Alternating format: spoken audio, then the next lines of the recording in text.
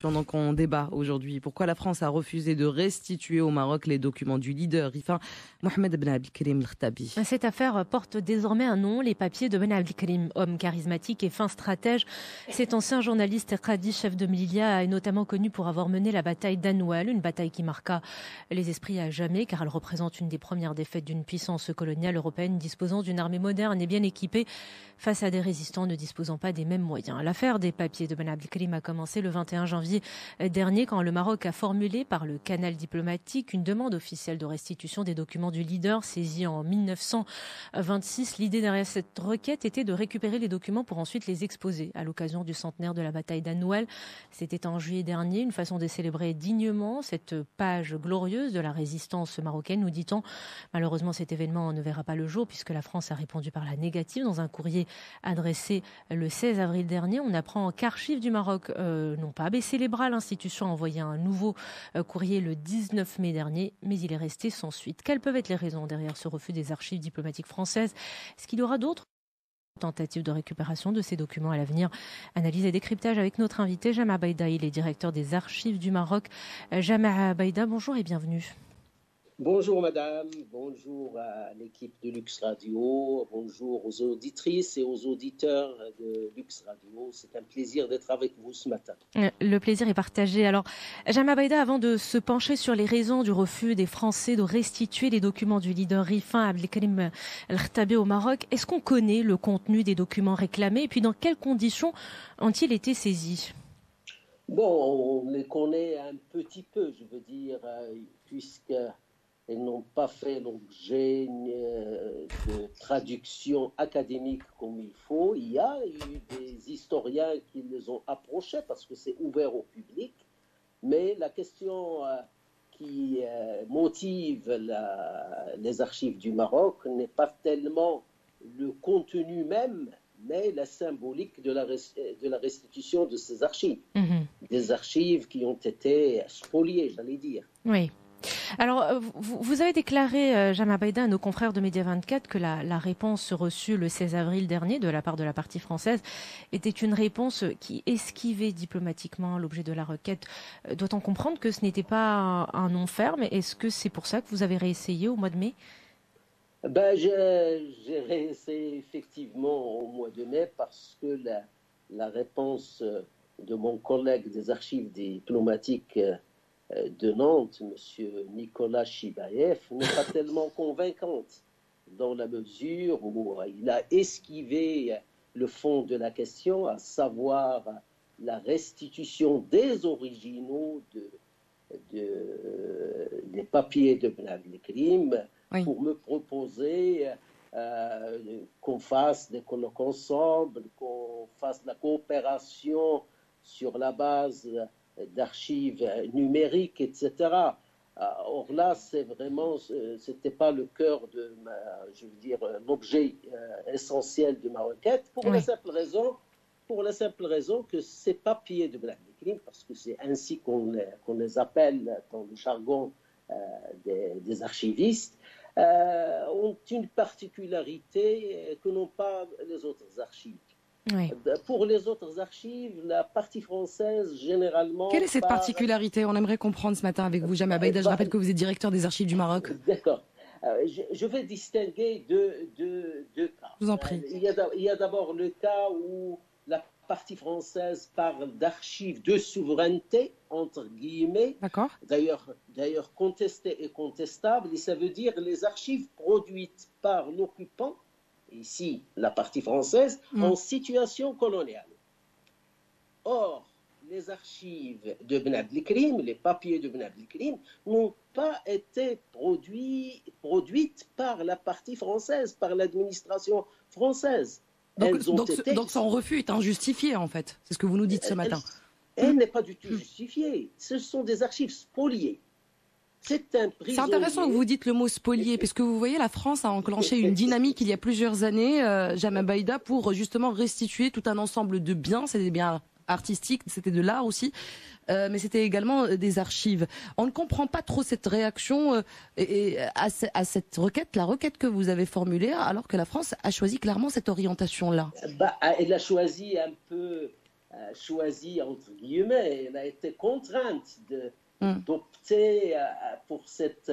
et vous avez évoqué dans votre bulletin d'information tout à l'heure les biens culturels du Bénin. Oui, en effet. Et donc, en fait, pour les archives, la partie française refuse jusqu'à présent de les considérer comme un bien culturel, alors qu'il n'y a pas de différence pour moi entre un tableau ou une sculpture spoliée et un fonds d'archives spolié. Pour moi, ce sont des biens culturels, ce sont des biens historiques qui doivent respecter la sacro-sainte règle de l'archivistique, à savoir la territorialité des archives. Ces archives ont été produites par la partie marocaine au Maroc et ne devaient jamais aller ailleurs.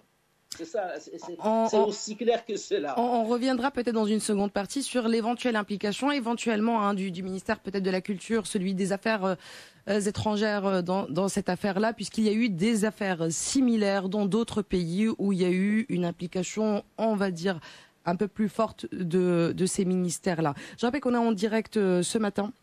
Eh bien, avec Jamaa Baïda, vous êtes directeur des archives du Maroc et on débat aujourd'hui la restitution des papiers de Ben Abdelkrim. Nous allons désormais ouvrir le débat avec nos chroniqueurs. Loubna Salaj, pour notre invité. Oui, bonjour. Bonjour. Alors vous évoquiez, je reprends le point sur lequel vous êtes juste arrêté. Effectivement, c'est cette question des archives de souveraineté. Il a été, on va dire, une règle qui a été fixée au lendemain des décolonisations, que les archives dites de souveraineté soient rapatriées par la France et que les archives de gestion restent, on va dire, au niveau des anciennes colonies. Qui a ce point, et il y a un autre point qui est effectivement ce que citait Bouchra tout à l'heure, cet entrain qu'avait manifesté Emmanuel Macron, notamment on se souvient dans ce discours de Ouagadougou en novembre 2017, où il promettait qu'au bout de 5 ans, tout ce qui était en termes d'œuvres culturelles, d'œuvres d'art, etc., serait restitué. On parle aujourd'hui de quelques 88 000 à 90 000 œuvres. Il y a même un rapport qui a été commandité à Felwine Sarr et Bénédicte Savoy, qui a fait l'objet d'un livre qui s'appelle « Restituer le patrimoine africain », qui a été publié en novembre 2018. Sauf que, et j'en viens à ma question, sauf que ce rapport s'intéresse beaucoup plus à tout ce qui est archives, œuvres d'art, etc. pour l'Afrique subsaharienne. On a une espèce de mutisme pour tout ce qui se passe au niveau du Maghreb en général et du Maroc peut-être en particulier, ce qui nous intéresse ce matin. Est-ce qu'on sait par exemple aujourd'hui combien on parle d'archives, d'œuvres d'art qui seraient aujourd'hui spoliées, gardées, quel que soit le verbe que l'on utiliserait, par la France particulièrement, vu que c'était le principal colonisateur? Est-ce qu'on a aujourd'hui une idée de combien d'œuvres et pourquoi est-ce que, en fait, médiatiquement, politiquement, on n'entend pas plus parler de ces requêtes? C'est-à-dire que finalement, s'il n'y avait pas eu ce refus, peut-être qu'on n'aurait jamais entendu parler de ces papiers de Ben Abdelkrim qui sont encore, on va dire, maintenus, gardés par la France. Tout d'abord, je n'ai pas un chiffre à avancer, étant donné que personnellement, en tant que directeur des archives, je m'intéresse beaucoup plus aux archives qu'aux autres œuvres qui sont d'une autre nature et qui intéressent aussi, qui pourraient intéresser le Maroc. Mais ce qui m'intéresse personnellement, vu la vocation de l'établissement Archives du Maroc, et d'ailleurs c'est bien précisé dans la loi régissant les archives, la loi du 30 novembre 2007, ce sont les archives qui concernent le Maroc et qui se trouvent à l'étranger. Et qui concernent le Maroc pourraient être divisées en 2 catégories. Des archives qui ne sont pas du tout les nôtres, mais dont le contenu pourrait intéresser le Maroc, ça c'est une chose. Mais ce qui m'intéresse le plus, ce sont des archives nées au Maroc, qui ont vu naissance au Maroc et qui ont été emportées en France particulièrement au lendemain de l'indépendance. Et nous avons des correspondances, nous les connaissons aujourd'hui, de tout le scénario qui a été mis en place dès 1956 pour rapatrier, entre guillemets, en fait, pour spolier. Moi, je souligne le mot spolier, pour spolier ces archives que la France considère des archives de souveraineté, et qui est pour moi très très contestable, parce que s'ils sont des archives de souveraineté, moi je dirais de souveraineté du Maroc. En fait, c'est pour faire la différence entre des archives à caractère politique et des archives techniques. Parce que la France n'a pas emporté tout, elle a bien laissé au Maroc des archives techniques en relation avec la voirie, je ne sais pas, la gestion de l'eau et autres équipements. On parle de combien d'archives à votre... Enfin, juste sur ce volet archivistique, on parle de combien d'archives qui seraient aujourd'hui encore sous la tutelle de la France?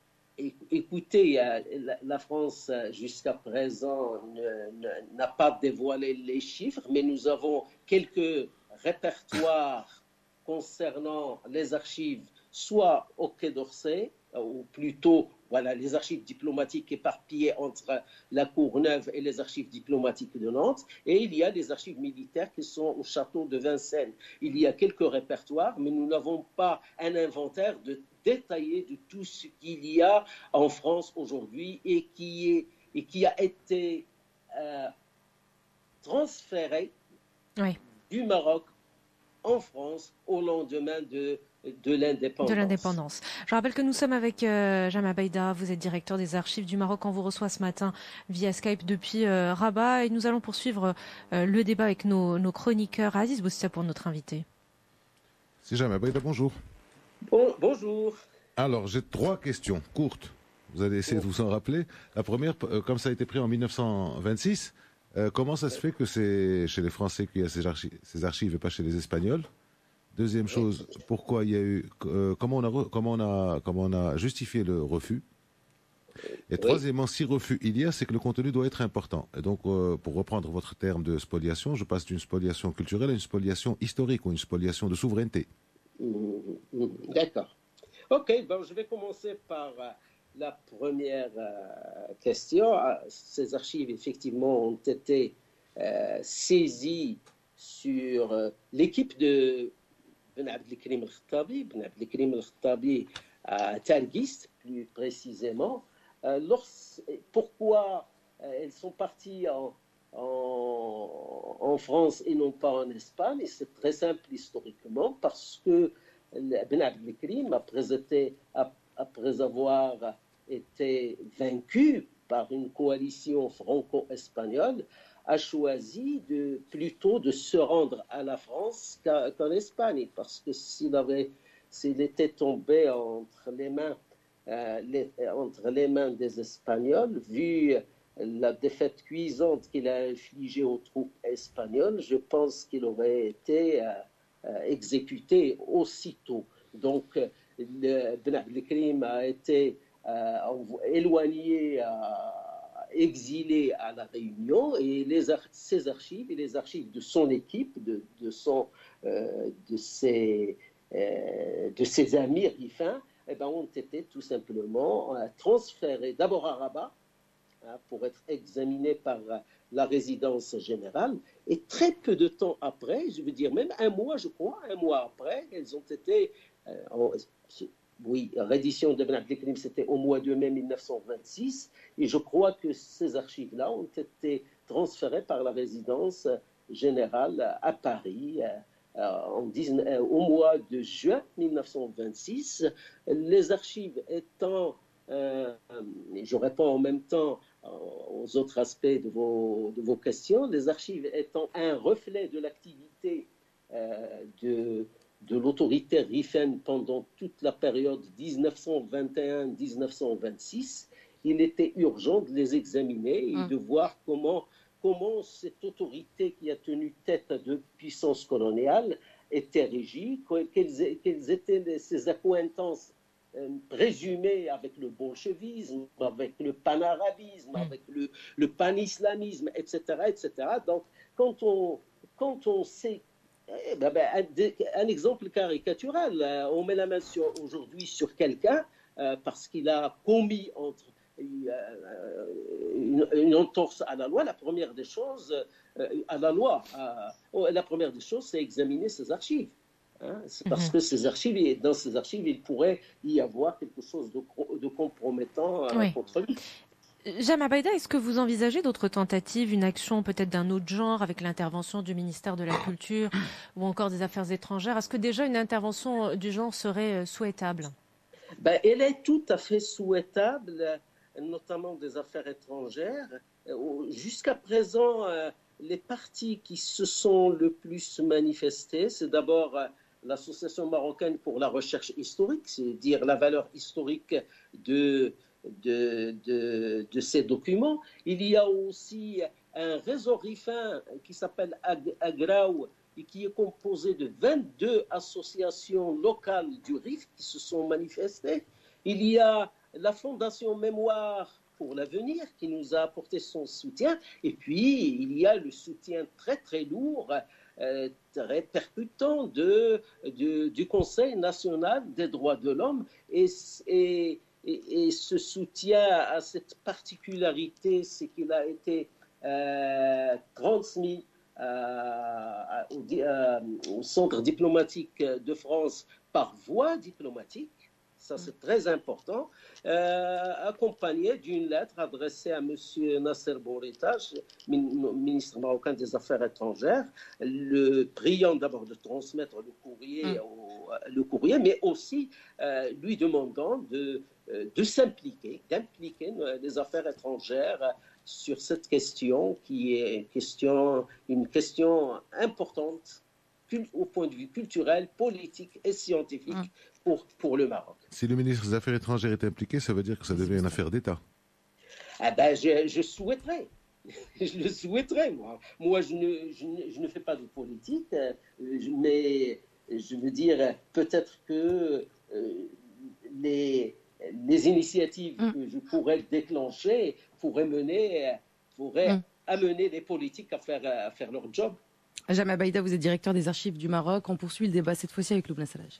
Alors, je reviens sur la question du fait que ces archives ne soient pas aujourd'hui inventoriées. Est-ce qu'il y a juste le parallèle avec les œuvres d'art, il y a quelques années, il était question d'avoir une commission d'experts qui valorise le nombre d'œuvres d'art encore en France et qui devraient être restituées. Jusqu'à présent, malheureusement, nous n'avons pas encore les résultats des travaux de cette commission, d'ailleurs de quelques années. Comment est-ce qu'on pourrait, selon vous, avoir un inventaire clair, net, précis de ces archives qui restent aujourd'hui en France? Est-ce qu'on devrait passer par une espèce de commission mixte entre Marocains et Français? Quel est le mécanisme qui devrait être enclenché? Et surtout, il devrait être mené par qui?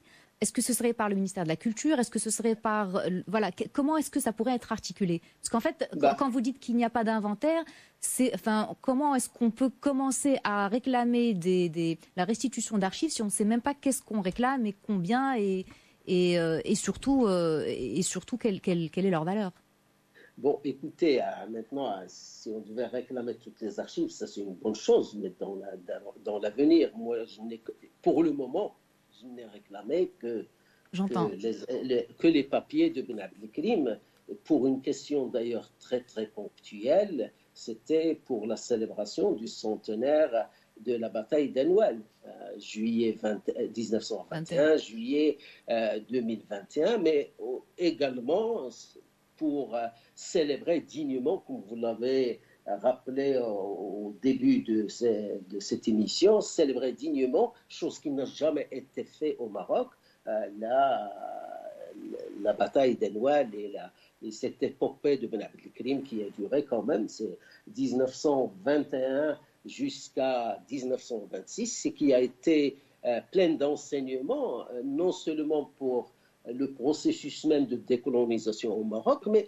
les échos sont allés très loin jusqu'à chez Ho Chi Minh au Vietnam. C'est pour vous dire que moi, dans mes prérogatives, je ne m'occupe pas des œuvres d'art en général. Non, mais juste pour l'inventaire des archives, justement. Comment est-ce qu'on pourrait mettre en place un inventaire des archives qui restent en France? C'est très très simple. Une fois qu'il y a volonté politique des deux parties, et surtout la partie française qui aujourd'hui refuse cette petite restitution, parce que c'est vraiment une goutte dans un océan.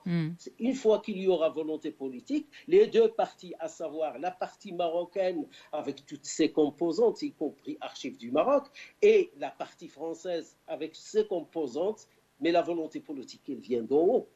Quand il y aura volonté politique, on va voir la procédure la plus la plus pertinente pour inventorier ce qui doit être restitué au Maroc et cela va de soi, je veux dire. Une fois que la volonté politique existe, il y a des solutions. Bien sûr, aujourd'hui, on m'a toujours, j'aimerais aussi souligner cela, mon collègue des archives diplomatiques avec qui j'entretiens même des correspondances, j'allais dire, pas officielles, qui est venu m'écouter, ça aussi, je lui rends hommage, écouter mon plaidoyer à Aix-en-Provence au mois de novembre dernier. Il s'est déplacé spécialement pour cela. Eh ben, on me retorque souvent, vous savez, que c'est pas, il y a le côté juridique qui bloque, qui nous empêche, même si on le voulait, de vous restituer ces archives. Ma réponse est toute simple. Il y a les gestes politiques qui peuvent intervenir pour trouver un dénouement à des problèmes que bloque le côté juridique. C'est le cas, vous l'avez mentionné, des œuvres d'art, et ce sera le cas, j'espère, demain pour les archives. Jama Baïda, ça sera le mot de la fin. Merci d'avoir accepté notre invitation. Merci à vous et merci à l'équipe de Lux Radio. Merci, bonne journée à vous. Je rappelle que vous êtes directeur des archives du Maroc. Vous étiez en direct via Skype depuis Rabat. Un grand merci aussi à